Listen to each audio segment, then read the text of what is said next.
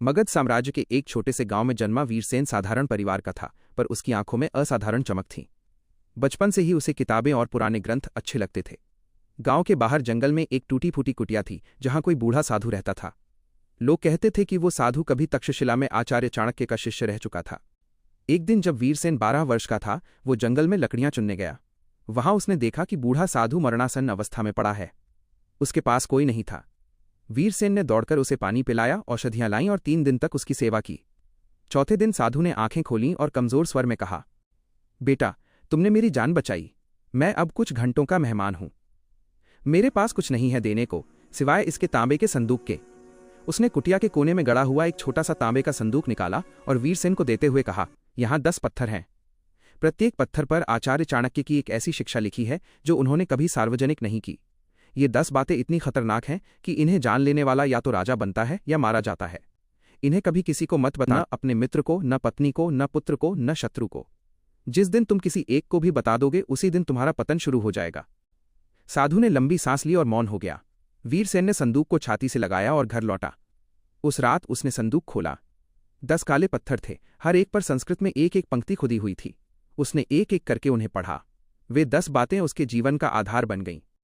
आज मैं आपको वही 10 बातें वीरसेन के जीवन की कहानी के साथ सुनाने जा रहा हूं। जैसे वो बड़ा हुआ, उसने इन 10 रहस्यों का उपयोग किया और अंत में इनकी कीमत भी चुकाई। पहला पत्थर, अपना धन जो सबसे गुप्त है, उसे विश्वसनीयों को भी कभी न बताओ। वीरसेन जब 20 वर्ष का हुआ तो उसने गांव में एक छोटा सा व्यापार शुरू किया, नमक और कपड़े का। धीरे धीरे उसकी पूंजी बढ़ने लगी। उसने गांव के बाहर एक गुप्त जगह पर सोने के सिक्के दबाकर रखे। उसके 3 सबसे अच्छे मित्र थे, केशव, बलराम और सुमित। तीनों उसे भाई मानते थे। एक शाम केशव ने पूछा, वीरसेन, तू इतना पैसा कहाँ रखता है?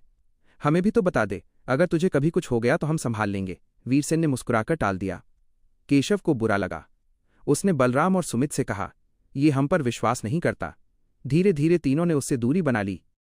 5 वर्ष बाद मगध में भयंकर अकाल पड़ा। सारे गांव वाले भूखों मरने लगे। वीरसेन ने अपनी गुप्त पूंजी निकाली और चुपचाप अनाज खरीदकर बांटने लगा। कोई नहीं जानता था कि यह दान किसका है। लोग उसे अज्ञात दाता कहने लगे। जब अकाल खत्म हुआ तो पूरा गांव उसके पास आया और बोला, वीरसेन, तू ही हमारा रक्षक है। जिन 3 मित्रों ने उसे छोड़ दिया था, वे लज्जित होकर वापस आए। वीरसेन ने उन्हें गले लगाया, पर अपनी गुप्त पूंजी का स्थान आज तक किसी को नहीं बताया। उसने पहला पत्थर अपनी जेब में रख लिया। दूसरा पत्थर, शत्रु की कमजोरी जब पता चल जाए तो उसे सबके सामने मत उजागर करो, उसका विनाश करने के लिए छिपाकर रखो। मगध की राजधानी राजगृह में एक बड़ा सेठ था, धनपति। वह वीरसेन का व्यापारिक प्रतिद्वंद्वी बन गया। धनपति ने राजा के दरबार में घूस देकर वीरसेन के माल पर भारी कर लगा दिया। वीरसेन दिवालिया होने की कगार पर पहुंच गया। एक दिन वीरसेन को पता चला कि धनपति गुप्त रूप से नंदवंश के अवशेषों को सहायता पहुंचा रहा है और चंद्रगुप्त के विरुद्ध षड्यंत्र रच रहा है। ये राजद्रोह था। वीरसेन ने ये बात किसी को नहीं बताई, न राजा को, न सेनापति को। उसने चुपचाप सबूत इकट्ठे किए। 3 महीने बाद जब धनपति ने वीरसेन को पूरी तरह बर्बाद करने के लिए राजदरबार में उस पर झूठा मुकदमा ठोका, तब वीरसेन ने राजा के सामने धनपति के राजद्रोह के सारे कागजात रख दिए। धनपति को उसी दिन फांसी दे दी गई और उसकी सारी संपत्ति वीरसेन को मिल गई। लोगों ने पूछा, तुझे ये सब कब पता चला? वीरसेन ने मुस्कुराकर कहा, काफी पहले, पर मैंने इंतजार किया था। दूसरा पत्थर उसके पास सुरक्षित रहा। तीसरा पत्थर, स्त्री के मन का सबसे बड़ा डर उसे कभी मत बताओ। वीरसेन की पत्नी का नाम था मालिनी। वो रूपवती थी और वीरसेन उससे बेहद प्रेम करता था। मालिनी का सबसे बड़ा डर था कहीं वीरसेन उसे छोड़ न दे। वो रात को सोते समय कभी कभी बुदबुदाती, यदि तुम मुझे छोड़ दोगे तो मैं जीवित नहीं रहूंगी। एक दिन वीरसेन और मालिनी में झगड़ा हो गया। मालिनी ने कहा, तुम मुझे प्यार नहीं करते, तुम तो बस अपनी महत्वाकांक्षा में डूबे हो। क्रोध में वीरसेन ने कह दिया, तुम्हारा सबसे बड़ा डर तो यही है ना कि मैं तुम्हें छोड़ दूंगा? अब देखो, मैं छोड़ता हूं। उस रात मालिनी ने जहर खा लिया। सुबह वीरसेन ने उसे मरा पाया।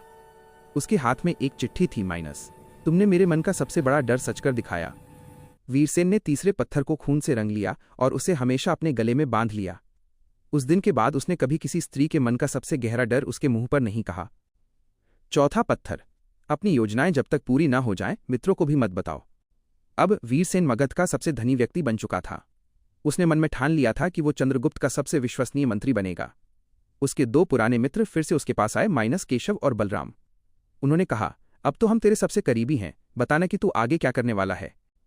वीरसेन ने कहा, मैं तो बस व्यापार बढ़ाऊंगा, पर असल में वो चुपचाप चंद्रगुप्त के दरबार में गुप्तचर बन गया था। उसने नंदों के बचे हुए समर्थकों की पूरी सूची तैयार की और एक रात चंद्रगुप्त को सौंप दी। चंद्रगुप्त ने उसे रातों रात महामात्य बना दिया। जब केशव और बलराम को पता चला तो वे दंग रह गए। केशव ने गुस्से में कहा, तूने हमें धोखा दिया। वीरसेन ने शांत स्वर में कहा, योजना पूरी होने से पहले बताई जाती तो तुम में से कोई न कोई बेच देता। चौथा पत्थर उसकी अंगूठी में जड़वाया गया। 5वां पत्थर, राजा के मन का संदेह दूर करने की कोशिश मत करो, उसे जीवित रखो। चंद्रगुप्त अब बूढ़ा हो चला था। उसका पुत्र बिंदुसार युवा था और महत्वाकांक्षी। बिंदुसार को लगता था कि वीरसेन महामात्य उसके पिता का ज्यादा विश्वसनीय है, उसका नहीं। वो वीरसेन से डरता भी था और जलता भी था। एक दिन बिंदुसार ने वीरसेन को बुलाया और कहा, महामात्य, लोग कहते हैं कि तुम मेरे विरुद्ध हो, साफ साफ बता दो कि तुम मेरे साथ हो या नहीं। वीरसेन ने सिर झुकाकर कहा, महाराज, मैं आपके पिता का सेवक हूं, आप जो चाहें मेरे प्राण ले लें, मैं कोई सफाई नहीं दूंगा। बिंदुसार को और गुस्सा आया, पर उसका संदेह जीवित रहा। वो वीरसेन को मारने की हिम्मत नहीं कर पाया, क्योंकि उसे डर था कि कहीं वीरसेन सच में उसके खिलाफ ना हो और उसकी सेना उसके साथ ना हो। इस संदेह ने बिंदुसार को वीरसेन के सामने हमेशा डरपोक बनाए रखा। 5वां पत्थर वीरसेन की तलवार की मूठ में छिपा दिया गया। 6ठा पत्थर, जो तुम्हें छोड़ने वाला हो उसे तुम पहले छोड़ दो। अब वीरसेन का एक पुत्र था, सोमदत्त। सोमदत्त युवावस्था में पहुंच चुका था और उसे लगने लगा था कि उसका पिता बहुत कठोर है। वो अपने मित्रों के साथ रहना ज्यादा पसंद करता था। एक दिन उसने वीरसेन से कहा, पिताजी, मैं आपके नियमों से तंग आ चुका हूं, मैं अलग रहना चाहता हूं। वीरसेन ने बिना कुछ कहे उसी दिन सोमदत्त का सारा हिस्सा अलग कर दिया और उसे घर से विदा कर दिया। सोमदत्त को लगा था कि पिता रोएंगे, मना करेंगे, पर वीरसेन ने दरवाजा बंद कर दिया। 2 वर्ष बाद सोमदत्त बर्बाद होकर लौटा। उसके सारे मित्रों ने उसे लूट लिया था। वो पिता के चरणों में गिर पड़ा। वीरसेन ने उसे गले लगाया और कहा, बेटा, जो छोड़ने की सोचता है उसे पहले छोड़ दो, ताकि वो खुद लौटने की कीमत समझे। 6ठा पत्थर सोमदत्त को सौंप दिया गया, माइनस पर बिना व्याख्या के। 7वां पत्थर, अपनी मृत्यु का समय जब पता चल जाए तो किसी को मत बताओ। एक रात वीरसेन को स्वप्न आया। स्वप्न में आचार्य चाणक्य ने कहा, वीरसेन, तुम्हारी आयु अभी 7 दिन शेष है। सुबह उठकर वीरसेन ने ज्योतिषियों को बुलाया। सबने एक ही तारीख बताई। उसने किसी को कुछ नहीं कहा, न पत्नी को, न पुत्र को, न राजा को। उसने अपने सारे कार्य पूरे किए, सारी संपत्ति का बंटवारा लिख दिया। सोमदत्त को बुलाया और कहा, मैं कुछ दिनों के लिए तीर्थ यात्रा पर जा रहा हूं। फिर वो हिमालय की ओर चल पड़ा। 7वें दिन वो एक गुफा में बैठा ध्यान कर रहा था।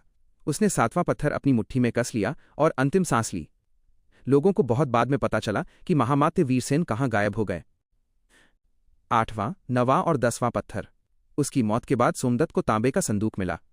7 पत्थर गायब थे, सिर्फ 3 बचे थे। 8वां पत्थर, यदा सर्वम प्राप्तम भवति तदा सर्वम त्यक्तु तैयार रहो। 9वां पत्थर, मृत्यु के पश्चात भी गोपनीयता बनाए रखने की शक्ति ही सबसे बड़ी शक्ति है। 10वां पत्थर, ये 10 बातें जिस दिन किसी को बता दोगे उसी दिन तुम्हारी सारी शक्ति नष्ट हो जाएगी। सोमदत्त ने संदूक को फिर से दबा दिया और किसी को कुछ नहीं बताया। कहते हैं वो संदूक आज भी कहीं दबा है। और यही कारण है कि चाणक्य की ये 10 गुप्त बातें आज तक दुनिया से छिपी हैं, क्योंकि जिसने भी इन्हें जाना उसने इन्हें अपने साथ ले गया। इनमें से कोई एक भी बात यदि आप किसी को बता देंगे तो याद रखिए, चाणक्य की अंतिम चेतावनी अभी भी जीवित है।